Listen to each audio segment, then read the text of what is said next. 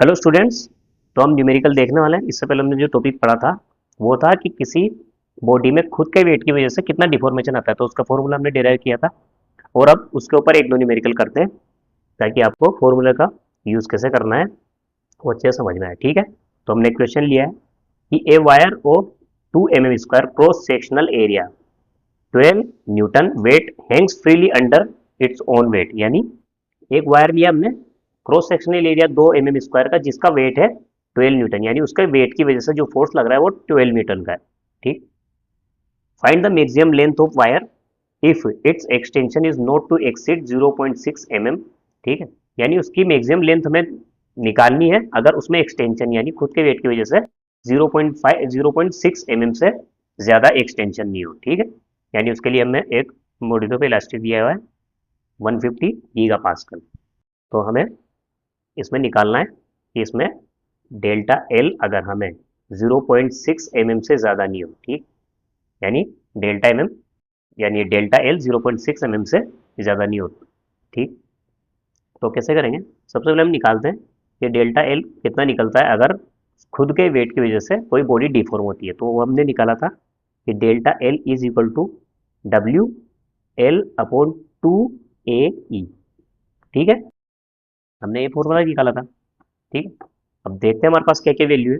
ठीक है, डब्ल्यू यहाँ से देखें, वेट वेट कितना है उसका, यानी वेट की वजह से जो फोर्स है वो है 12 न्यूटन। 12 न्यूटन। ठीक है, यानी डब्ल्यू है अपने पास। एल क्या लेंथ है अपने पास, यानी लेंथ तो निकालनी है। ठीक है, लेंथ हमें निकालनी है। उसके बाद आता है 2 ए ई, क्या एरिया है, एरिया है हमारे पास पाई/4 d²। क्या डायमीटर दिया हुआ है, डायमीटर इसका इसका एरिया ही दिया हुआ है, हमें डायमीटर की जरूरत नहीं। ठीक है, एरिया ही दिया हुआ है। नहीं, इसका अगर ये फॉर्मूला है तो डायरेक्ट ए यहाँ से आता है 2 mm²। 2 mm²। ठीक है, क्या ई पता है? ठीक है, हमें ई पता है जो है 150 गीगा पास्कल। इसको हमें न्यूटन पर mm² में करना होगा, तो ये कितना आएगा? 150 किलो है ना, यानी किलो की जगह आएगा 10⁻³ किलो, यानी और न्यूटन पर mm², यानी 150 गीगा पास्कल को लिखेंगे 150 न्यूटन पर mm²। ठीक है, हमें निकालना है ऐसे एल। ठीक है, अगर हमें एल निकालना है तो क्या करना होगा इस फॉर्मूले में, बाकी सब वैल्यू उधर जाएगी। ठीक है, delta L into 2 A E, 2 A E upon W. ठीक है, डेल्टा एल हमें दिया हुआ है 0.6 mm, ए भी हमें पता है। हमें डेल्टा एल पता है, 2 ए ई एरिया पता है, ये एरिया पता है हमें, ई पता है और डब्ल्यू पता है। ठीक है, तो यहाँ से हम ये सारी वैल्यू से पुट कर लेंगे तो हमारे पास लेंथ आ जाएगी, जो भी हमें उसकी लेंथ निकालनी है। ठीक है, यानी हम एल लेंथ का वायर लेंगे, वो खुद के वेट की वजह से उसमें 0.6 mm से ज़्यादा उसमें एक्सटेंशन नहीं हुई, ये कंडीशन दी थी। तो ये तो सिंपल सिंपल इसमें उस फॉर्मूला था और उसमें वैल्यू रखनी थी। ठीक है, क्योंकि फॉर्मूले की प्रैक्टिस हो जाए इसलिए मैंने एक क्वेश्चन लिया है। अब इसमें कुछ थोड़ा ट्रिकी क्वेश्चन करते हैं। इसमें एक अगला क्वेश्चन लेते हैं। तो स्टूडेंट यहाँ पे हमने क्वेश्चन लिया है। ठीक, ये एक स्टील वायर है ए बी सी जो 16 मीटर लॉन्ग है। ठीक है, इसका क्रॉस सेक्शनल एरिया है 4 mm² और वेट है 20 न्यूटन, यानी पूरा वायर जो ए से लेके सी तक है, इस वायर की लेंथ है 16 मीटर। ठीक है, ये 8 मीटर और 8 मीटर दो इसमें दिया नहीं। ये जो पॉइंट बी है ये मिड पॉइंट है इस वायर का, और उसका क्रॉस सेक्शनल एरिया 4 mm² है। और मॉड्यूलस ऑफ इलास्टिसिटी है 200 गीगा पास्कल। हमें निकालना है डिफ्लेक्शन सी एंड बी पर, सी और बी पर निकालना है, यानी इसमें फोर्स तो लग नहीं रहा है, यानी सेल्फ वेट की वजह से निकालना है कि सी और बी में कितना डिफ्लेक्शन होगा। ठीक है स्टूडेंट, अब कैसे यूज में लेंगे इसको, क्योंकि हमें तो पता है फॉर्मूला ई डेल्टा एल, यानी पूरे वायर में आता है। ठीक है, डब्ल्यू एल अपॉन 2 ए ई। अगर सेल्फ वेट की वजह से निकालना, क्योंकि फोर्स तो लग नहीं रहा है, तो सेल्फ वेट की वजह से ही डिफ्लेक्शन होगा ओनली। ठीक है, तो हमें ये आता है, पर हमें इससे पता लगता है कि पूरे वायर में कितना डिफ्लेक्शन आ रहा है। हमें किसी पॉइंट पर निकालना नहीं आता कि हम किसी पर्टिकुलर पॉइंट पर कैसे निकालेंगे। ठीक है स्टूडेंट, तो हम देखते हैं पहले, ये हमें पहले सी के लिए दिया तो सी के लिए देख लेते हैं। ये जो पॉइंट सी है, ठीक है, तो ए से लेकर सी तक तो ये क्या पूरा वायर ही हो गया। ठीक है, तो सी के लिए तो हम क्या पूरे वायर का लगा लेंगे। ठीक है, क्योंकि अगर ये वायर अगर यहाँ से यहाँ तक ए सी है, ठीक, ये ए सी है, ये वायर, ये 16 मीटर है। ठीक है, अगर मान लीजिए इसमें 2 mm का भी डिफ्लेक्शन आता है तो ये पॉइंट सी 2 mm नीचे जाएगा, तभी तो पुरानी पोजीशन और नई पोजीशन के बीच में 2 mm का डिफरेंस आएगा, ठीक है। यानी अगर इसमें 2 mm का डिफरेंस आता है, यानी डिफ्लेक्शन हमारे पास 2 mm आता है इस फॉर्मूले से, तो ये सी पॉइंट जो पहले था वो 2 mm नीचे आ जाएगा। तो सी के लिए तो हम ये फॉर्मूला लग सकते हैं, तो पहले सी के लिए तो निकाल लेते हैं, ठीक। फिर बी के लिए देखते हैं कैसे निकलेगा। तो सी के लिए हम देखते हैं कि हमें क्या क्या दिया हुआ है। डब्ल्यू वायर का वेट क्या दिया हुआ है हमें, वो दिया हुआ है 20 न्यूटन। तो 20 न्यूटन तो वेट हो गया इसका। एल, एल हमें दिया हुआ है 16 मीटर, 16 मीटर, पर हम एमएम में कैलकुलेशन करेंगे स्टूडेंट, ठीक है। तो हम इसको मीटर को पहले एमएम में चेंज करते हैं, 16 × 10⁻³ ठीक, क्योंकि 1 मीटर में 1000 mm होता है, तो हमने इसको 10⁻³ कर लिया, ठीक है। उसके बाद हमारे पास है ए, एरिया क्या दिया हुआ है हमें, 4 mm², 4 mm², तो ये तो एम में ही है, ठीक है, इसको चेंज करना ही नहीं।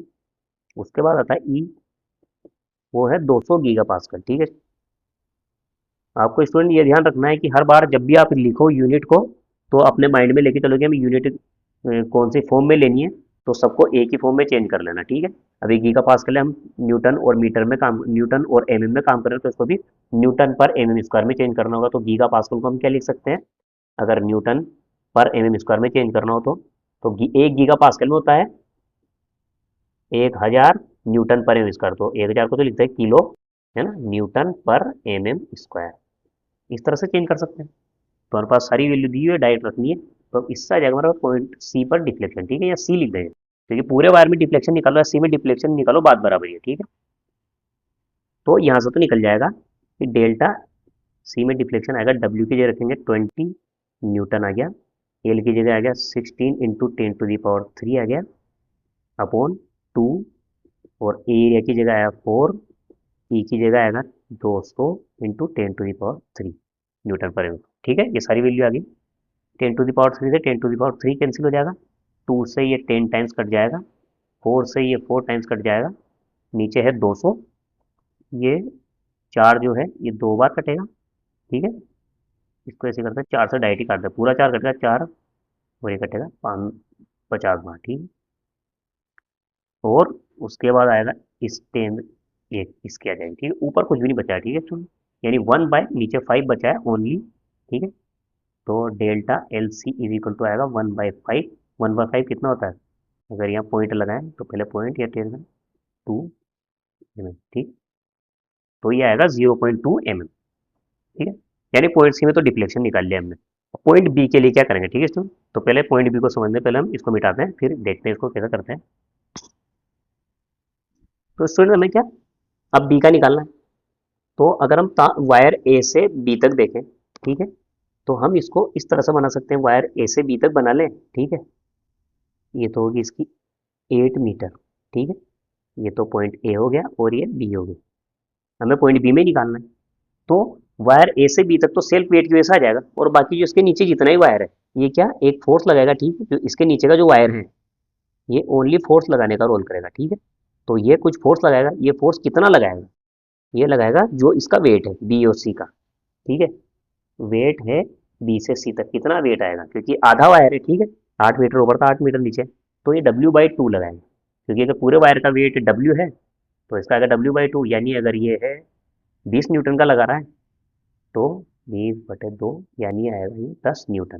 तो हम यहाँ पर इस वायर को नहीं बनाएंगे, इसके लिए डायरेक्ट फोर्स लिख देंगे 10 न्यूटन का, कि 10 न्यूटन का फोर्स लग रहा है। तो ये प्रॉब्लम अब इस फॉर्म में चेंज हो चुकी है, ठीक है। इससे क्या होगा कि ये प्रॉब्लम सिंपल हो जाएगी, किस तरह से कि इसमें एक तो फोर्स लग रहा है, तो फोर्स की वजह से हमें डिफ्लेक्शन निकाल लेंगे बी पर, ठीक है, यानी बी पर क्या, बी पर डिफ्लेक्शन वही होगा जो वायर ए बी में है, पूरे वायर में, ठीक है। तो एक तो फोर्स की वजह से, और एक इसका खुद का वेट भी है, तो खुद के वेट की वजह से प्लस इस फोर्स की वजह से, ठीक। तो हमें लिखना है delta L B, point B में, है ना। तो ये क्या क्या होगा, तो ये तो होगा पी एल अपॉन ए ई प्लस WL/2AE, ठीक है। अब ये पी एल, ये एल कौन सा है, ए से बी तक का आएगा, ठीक है, क्योंकि अब वायर ए बी रह गया, बाकी वायर तो हमने हटा दिया, इसकी जगह डायरेक्ट फोर्स लगा दिया, तो एल की जगह तो आएगा लेंथ ए बी, इस पी की जगह क्या आएगा, इस पी की जगह आएगा W/2, ठीक है, ये जो हमने लगाया 10 न्यूटन का, ठीक है, ये एल की ये आएगा, एरिया तो सेम है, ठीक है, एरिया सेम चलेगा, ई भी सेम है, ठीक है। तो हमें ओनली चेंज करना है कि जो ए, अगर हमें डेल्टा एल भी निकालना है तो वो आएगा फोर्स की वजह से डिफ्लेक्शन प्लस खुद के वेट की वजह से डिफ्लेक्शन। तो यहाँ डब्ल्यू भी क्या आएगा, ये जो वेट है, ठीक, ये वेट तो अब ओनली ए बी का रह गया है, तो ये वेट आएगा ए बी का, ठीक है, ए से बी तक का। तो इस वेट को लिख लेते हैं डब्ल्यू ए बी, ए से बी तक के वायर का वेट, ठीक है, क्योंकि हम हमारे पास वायर ओनली ए बी रह गया है, ठीक। और पी, पी तो हमने ये निकाल लिया, ठीक है। अब इसको रखते हैं डायरेक्ट वैल्यू को, तो पी की जगह तो आएगा W/2 यानी 10 न्यूटन, तो ये हो गया। एल क्या आएगा ए बी से, तो एल तो ओनली 8 मीटर रहेगा, ठीक। 8 मीटर को क्या लिखेंगे 10⁻³ mm करना है, ठीक है, अपॉन ए ई। ए कितना है हमारे पास, एरिया है हमारे पास 4 mm², 4 mm² है। ई, ई है हमारे पास 200 इंटू 10⁻³ है ना, प्लस, ठीक है। अब डब्ल्यू की जगह क्या आएगा, डब्ल्यू आएगा हमारे पास वेट था 20 न्यूटन का, तो अब वायर है ए बी, ठीक है। डब्ल्यू ए बी कितना आएगा हमारे पास, अगर ये 10 न्यूटन है, डब्ल्यू ए बी निकालें तो आएगा 10 न्यूटन, ठीक है,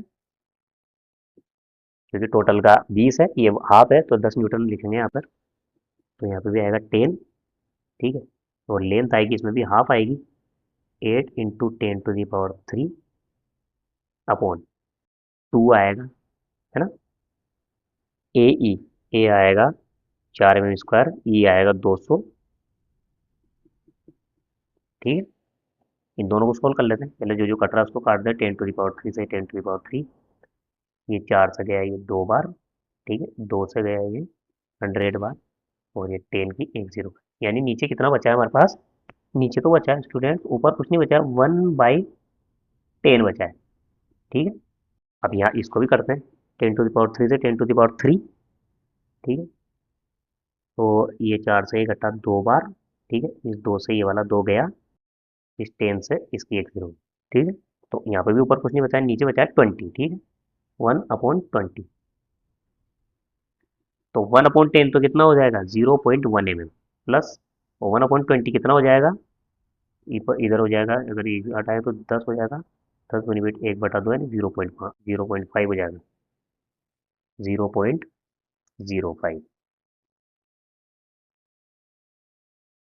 तो यहाँ से कितना आएगा, ये होगा 0.15 mm, ठीक है स्टूडेंट, यानी पॉइंट बी में डिफ्लेक्शन कितना आएगा 0.15 mm।